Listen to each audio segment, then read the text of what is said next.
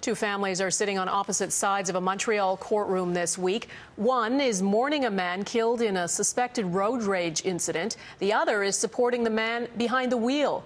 Much of the case hinges on surveillance video. And as Mike Armstrong reports, it raises questions about the victim's innocence.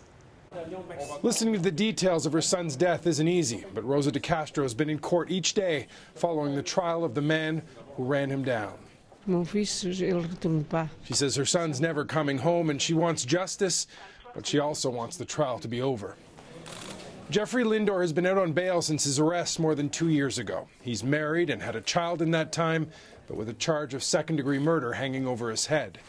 Lindor was driving when his car ran over 42-year-old George DeCastro.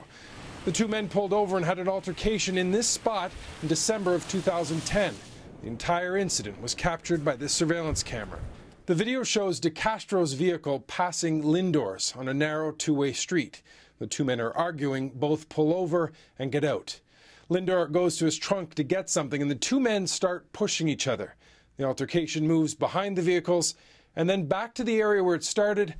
After about 40 seconds, Lindor gets back in his car and backs up the street. Well, it's not over. DeCastro chases him for about 70 meters. Then the car is put in drive, and DeCastro is hit. Now, Lindor left the scene but returned about 10 minutes later and was arrested, his white Acura damaged by the impact. DeCastro suffered serious head injuries and was taken off life support after just a few hours.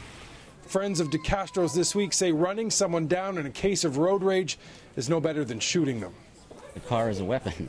If you go against somebody with a car, it's like, okay, it's not a gun, but he might as well just be a gun. Lindor's lawyer is arguing self-defense. He says his client had gotten back in the car to leave and was trying to escape.